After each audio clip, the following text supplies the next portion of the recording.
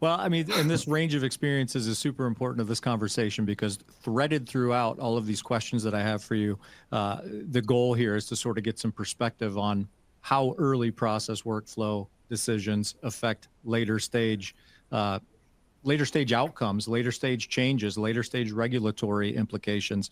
So we're going to kind of pepper the entire conversation with, how one of these things affects the other. But the best place to start, I think, is to start at the very beginning. So I'm going to start with Lena, who's got all sorts of cell line selection experience.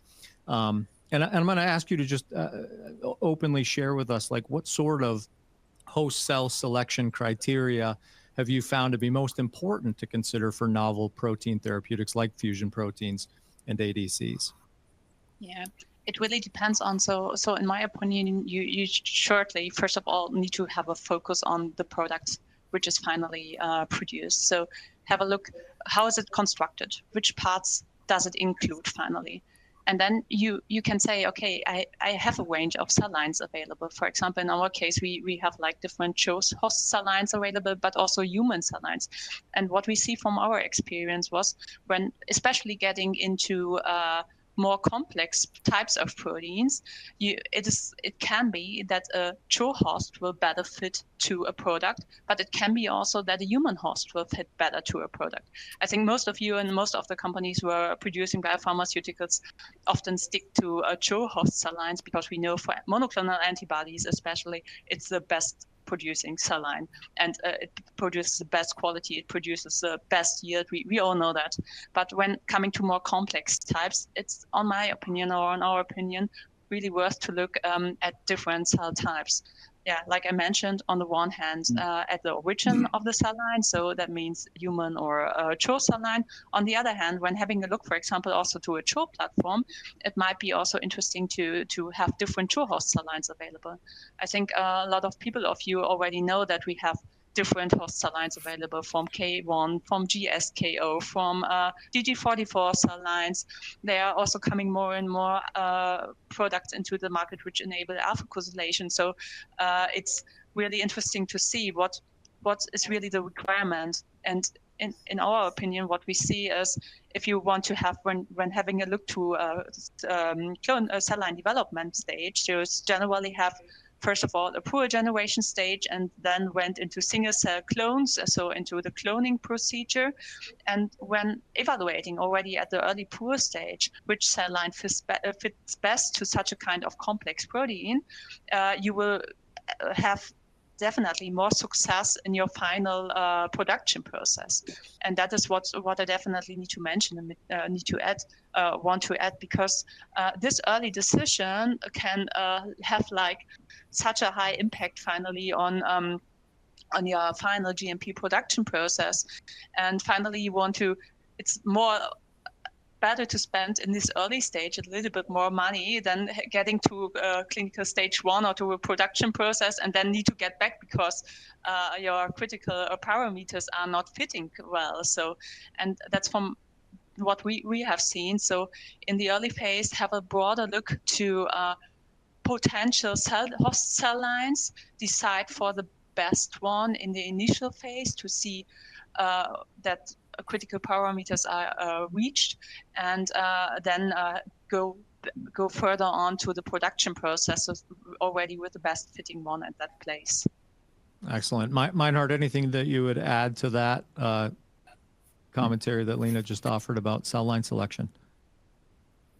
Yeah, I think I would even say that a little bit more general. I think what we have seen once we start, let's say, developments in the ADC world or with fusion molecules that are potentially high potent, that we have even to check if a CDMO is able to operate with such molecules because they are highly toxic. So they have to have measures in place to be qualified to work for that. Sometimes they also ask for safety data sheets that allows them then to work or to assess the drug better. And in general, I think once we are talking, well, I talk about ADCs. So in ADCs, the biological part is still a monoclonal antibody. But I see for some post-translation modifications, I see there should be a more strict, let's say, specification compared to normal biologics. I think, as you know, in ADCs, you want to avoid or strictly avoid that such molecules are uptaken, unspecifically uptaken by healthy cells. And here, I think the content of high mannose or afucosylated glycans could become a critical quality attribute that you have to address at the level of, as Lena mentioned, at the level of cell line decision or cell clone selection. And of course, when it goes to further considerations on early process considerations, I think the ADC conjugation as such, of course, is a quite different unit operation that you not see in a normal biologics. And here, I think you have to concentrate on this conjugation step, as this is quite a high cost or high COX step that you can reach really high yields and also high DAR values. And typically, DOE approaches are applied to get here early on to a quite high yielding process in this respect. And I'm sorry, Meinhard, go ahead. No, it's fine. I think I had a question more out of curiosity than anything, Lena. You mentioned the CHO cell lines and human cell lines. Are non-mammalian host cells even a consideration with some of these advanced proteins? Are you seeing any of that, or is there any request for that? I would say I'd see that less, because these proteins are mostly quite complex, and they have complex post-translational modifications.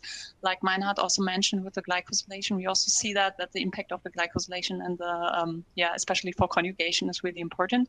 So that's goes also in the direction what I mean or meant in the beginning. So you need to have a look for the product. If you see, okay, it's a more simple product which do not has post-translational modification, which in my opinion, for the most cases, they will have some post-translational modification. You can perhaps take that into mind, but mostly they are so complex that they will also get issues in folding. So like going into the direction, for example, of inclusion bodies, I would say. Mostly I would say these types of proteins are more going into the direction of mammalian systems here to really match a post-translational modification, match correct folding, and all you are requiring into that direction.